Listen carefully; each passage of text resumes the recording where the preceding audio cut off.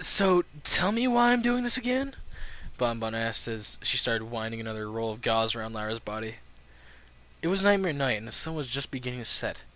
Soon, Ponyville would be covered in darkness, and hardly any pony would be recognizable, all dressed in costumes of everything imaginable to disguise themselves from Nightmare Moon. If you went by the traditional story, not many ponies had believed that old legend until the last summer sun celebration, when it turned out there really was a Nightmare Moon, after all. I'm going as a mummy. I thought it would make a cool nightmare night costume. It's how the Egyptians buried their dead, Lara explained. Her legs were already covered with bandages, and now Bonbon had moved up to her shoulders. They're an ancient nation of humans, Bonbon said. You've heard of them? Lucky guess. It's fascinating, really. According to what I've read, they had special chemicals and stuff they applied to the dead body. But first they'd take these special hooks to go into the body's nose and oomph. Lyra's mouth was suddenly covered with a strip of bandages. I don't understand where any pony would come up with something like that, Bonbon said. She finished up the last of it, covering up Lyra's horn up to the very tip. Nothing but her eyes were exposed. Bonbon stepped away to examine her. Though at least this costume isn't too human-looking, I suppose. Lyra pulled down the wrapping to uncover her mouth.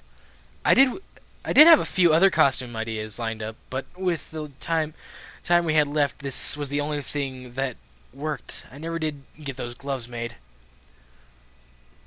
I'm not even going to ask what that meant, Bonbon replied. Now, if you'll excuse me, I need to take a rest. These past few weeks have been exhausting, and you certainly haven't been much help. With Bonbon's new job at Sugar Cube Corner came a heavy workload at this time of year. Not only was she making candy at the store, but their own kitchen had been commandeered to cover all of the orders. The house had been filled with the overpowering, tantalizing smell of chocolate for weeks. Have I ever mentioned that you're the absolute best roommate to have at this time of year? Lyra said. You better have made some extra for me. As Lyra headed off out the door, Bonbon felt like she could collapse at any minute. As glad as she was to have her new job, it really took a lot out of her. At least there hadn't been any more incidents with hands. Never mind the ghosts and goblins that had been a scarier experience than anything Nightmare Night could offer. Town Square had been completely transformed by the time the sun was down. A stage had set up where a band was performing, strings of lights stretched between clusters of tents, with paper cutouts of ghosts and stars hanging down. Applejack, wearing some old burlap sack that she'd fashioned into a scarecrow outfit, was in charge of games again this year. Bobbing for apples, launching pumpkins, the works. A bit of a shame to see all those perfectly fine pumpkins getting splattered all over the targets, but what the hey, it was fun. Hey, Applejack, how's it going? She turned around to see a pony completely covered in bandages. Just dandy, Applejack said. She squinted at the strangely dressed pony. Who's in there anyhow? It's Lyra, the pony said. Now Applejack was able to recognize the voice, and she smiled. Nice costume. No, wait, don't tell me. You're... She thought for a moment. A hospital patient who fell down a flight of stairs? Actually, I'm a mummy, Lyra replied. Ain't no pony's mother ever looked like that, Applejack muttered under her breath. Just another of Lyra's quirks, she figured. Well, feel free to stick around a while and enjoy yourself. Oh, I will be, Lyra glanced around. That's weird. I don't see any kids around here. Pinkie Pie and Zakor took him all into the forest to the Nightmare Moon statue. They'll be back in a jiffy. Then it's all unguarded. With her eyes searching for the nearest provider of candy, Lyra set off for the hunt. She made the rounds in the town square, hitting up any place that looked to have the best candy and a lot of it, with no swarms of kids getting away. It was smooth sailing. She continued for a few minutes, happily oblivious to anything except the pure pursuit of treats. When she was interrupted by a sudden lightning flash and the sounds of ponies screaming, she dropped to the ground instinctively. Citizens of Ponyville, we have graced your tiny village with our presence, so that you might behold the real Princess of the Night. Lyra glanced up. The booming voice was coming from a tall, navy blue alicorn with flowing hair. Princess Luna. She changed in the past year, that was for sure. She continued her speech. A creature of nightmares no longer, but instead a pony who desires your love and admiration. Together we shall change this dreadful celebration to a bright and glorious feast. Lyra stared up at her. This was the first autumn since Nightmare Moon had been defeated. It made sense that Princess Luna would want to attend their celebration in honor of her, even if the entire tradition was based on fear. Pinkie Pie, dressed as a chicken and leading a group of young colts and fillies, suddenly spoke up. Did you hear that, every pony? Nightmare Moon says she's gonna feast on us all! A few of the ponies had jumped up, screamed, and run off with her. The rest were cowering on the ground. Lyra stayed down with the others. No, they wouldn't actually be afraid of the princess. Maybe they were bowing. It was normal to show this kind of respect to Celestia, but this was a little ridiculous. Luna was speaking to the mayor now, who was just as speechless as every pony else. What is the matter with you? Her grandiose tone had changed to one of annoyance. Very well, be that way. We won't ever even bother with the traditional royal farewell. She walked away arrogantly. Lyra noticed Twilight head off to follow her. Lyra glanced around once they were gone and was one of the first to stand up. Well, that was awkward, she muttered. No time for distractions, though. This was the biggest night for Candy of the entire year, and she had hardly even begun. She headed back over to the tubs of apples after everything had settled down again. Applejack was still there, standing at the ready in case any pony was willing to step up and play a game. Everything's fine now. We can just go on with our regular old Nightmare Night, she called out. She glanced around and the now silent square inside. First Nightmare Nights we've ever actually had Nightmare Moon herself show up. Guess I could have expected this. She's just Princess Luna, though, isn't she? Lyra said. Applejack jumped. Huh? Lyra, gosh, I didn't even see you. Don't scare me like that. You and the others defeated Nightmare Moon. That's just Princess Luna, Lyra repeated. Back then, all of us just thought Nightmare Moon was an old legend. I just don't know what I'm supposed to think now, Applejack said. Makes you wonder what other old stories might start coming true, don't it? Lyra's eyes widened. You know, you've got a point. Now, when's some pony gonna get the party started up again? Just look at all these apples that we got left. She pointed at one of the tubs of water, with apples floating on the surface. Lyra had always wondered about that game. Pig-side and Earth ponies always picked things up in their mouth. Even unicorns would do that occasionally. What was the point of making a game out of it? You wouldn't happen to know which way Luna went, would you? Lyra asked. Huh? I think she was headed to the forest, but why would you want to know that?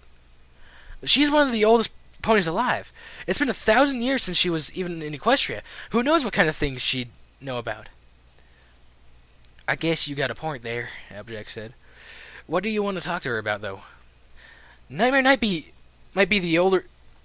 Nightmare Night might be older than we think, you know? I read about this old harvest festival, really similar to what we have here. It wasn't exactly a pony holiday, though. It was difficult to tell with most of her face covered, but she seemed to have a strange grin forming. Applejack found it unnerving. So you're asking her about... Applejack questioned her cut short when Lyra suddenly took off. Applejack watched a white shape running through the past of the tents and vanished in every forest. I just don't get that, pony. The forest glade, where the statue of Nightmare Moon, west of the silent trees, was deserted. A pile of candy had been left in front of it, but whoever had put it there was long gone by now. Lyra picked up a piece of chocolate, unwrapped it, and ate it. Nobody would notice a missing piece. Or 12. Still, there was an issue of where Princess Luna, the real Nightmare Moon, had gone. Lyra thought she had heard someone in this part of the forest, but whoever it was, they'd been gone by the time she had arrived. This part of the Everfree forest was quiet, nothing but the rustle of the wind through the trees, and it was already starting to get chilly, too. Somewhere in the distance there was the sound of shouting. Lyra couldn't make out the words. That kind of volume, though. There was only one pony it could be. After that display in the town square, there wasn't a doubt. She took off into the woods, heading towards the voice. This was the path of the forest. If Lyra was right, then it led to Fluttershy's cottage. That was odd. Fluttershy never celebrated Nightmare Night. She was too scared of the dark. Everybody usually let her wait it out alone. The trees thinned out as she reached the edge of the woods, and she was almost to the cottage when she was nearly run over by a stampede of tiny colts and fillies led by a giant chicken. "Lyra!" Pinkie Pie said. "You have to run! Nightmare Moon's going to eat Fluttershy!" "Pinkie, you're being ridiculous," Lyra said, shaking her head. "That's Princess Luna. She's not going to eat anyone, and I really need to find her and ask her something that's important." Pinkie's terrified expression changed into a smile. She spoke in a low voice so that the younger ponies wouldn't hear. "Silly Lyra. I know she's not going to eat us. Just play along, okay? It's fun." Lyra couldn't help but smile as well. "Well, you go ahead, but this could finally be my chance to learn something about humans, so I'm still going to go find her." "Humans?" Pinkie Pie said. Her eyes bugged out. "Oh my gosh! My grandma told me about those. They're even worse. The fear seemed almost genuine this time. Huh?" Pinkie spoke in a louder, more dramatic voice so that every pony could hear them. "Humans are these awful creatures who eat meat, cows and pigs and chickens." She punctuated the last one with a high-pitched squawk, then dropped her voice lower. "And maybe even ponies." The entire crowd of young ponies screamed, and they dashed off towards the lights in Ponyville. Lyra stood there alone, frowning. This is exactly the problem. This is exactly the problem!" she yelled, but they were too far away to hear her. There's a little information on humans that ponies, those few who had heard of humans anyway, would make up anything about them, even ridiculous things like humans eating other animals. Lyra had looked at enough drawings to know that humans just weren't built to be carnivores. They had no claws or fangs or anything like that. With stories like that going around, it was no wonder her mother had been so panicked back when Lyra had brought those books home from the library. Her dad had tried to reassure her that there was no real harm in their daughter reading about humans, but her mother had always vehemently discouraged it. She'd probably heard the same lies Pinkie believed in. Lyra sighed and plodded over to Fluttershy's cottage. The windows were dark, and she'd lived in Ponyville long enough to know that Fluttershy was still home. Not even free candy could lure that pony out of her house on Nightmare Night. Lyra stepped up to the door and knocked a few times. "Please, no more visitors," a small voice said from inside. "Just go away." "Fluttershy," Lyra called. "Was Princess Luna here? Where'd she go?" "There, Fluttershy's voice was barely audible, and Lyra pressed her ear up to the door to hear. "She went back into town with Twilight. Please leave me alone." Her voice faded into a squeak. "They're back in Ponyville. Thanks," Lyra said. There was another squeak in response, but Lyra was already running off to Ponyville. She wasn't going to be late this time. Her sugar rush must have worn off. Lyra's pace was slowing down, and she had to stop to catch her breath. She looked down at the strip of gauze that was coming unwound from all the running, her horn glowing as she tied it back around her leg. It was going to be impossible to keep up this pace. She had to slow down. But it was getting late, and if Princess Luna decided to head back to Canterlot, who knew when Lyra would get another chance to talk to somebody who was over 1,000 years old. She passed by Big Macintosh, pulling a wagon back towards Sweet Apple Acres. He was wearing a particularly impressive costume, complete with top hat. Lyra stared at the image on his cape. She hadn't noticed it before. It was a skull, stylized to look like an apple. But she couldn't help but think it looked somewhat like a human. She shook her head. No time to focus on small things. Where was Luna? It was a little odd, since as late as it was, there didn't seem to be as much noise coming from Ponyville. The lights still seemed to be on, but a lot of things were weird tonight. Lyra happened to glance up and notice a figure standing out by the bridge on the outskirts of town. She did a double take, almost certain that she was mistaken, but it was actually her. Princess Luna was standing alone, staring up out at the sky. Taking a deep breath, Lara prepared herself. She took a needed. She just needed a moment. She had to get right up to the point. She might not even get an answer, but if Luna didn't know about humans, who would? Princess? Lara approached her slowly, her heart pounding. Luna turned around to face her, and Lara could have fainted. We have no interest in thy foolish celebration. She turned her face up. Yes, it's not about this, Lara stammered. She tried to compose herself. I actually wanted to ask you something. Since you've been around for so long, I figured you would know. Thou wishest to speak with us? Thou art not afraid? Luna's voice was much quieter now. She gave a small smile. Certainly. We would be most happy to grant thee an audience. No reason to waste time, Lyra asked her straight away. Well, what do you know about humans? Not to mention the word, Luna's expression changed, becoming significantly less good-natured and much more fearsome. Speak not of those foul beings. Lyra jumped back. Huh? What's wrong with Tell me, how doth thou knowest of such things? Just a few books, nothing much, Lyra said. But please, if they're real, you have to tell me about. Away with you! No more talk of the beasts. Lightning flashed behind Princess, emphasizing her words. Our kingdom shall remain peaceful without their influence. In spite of everything, Lara was grinning, actually smiling, just to know that humans were more than just legends, and she had heard this directly from one of the equestrian princesses, no less. Thank you so much. Now be gone!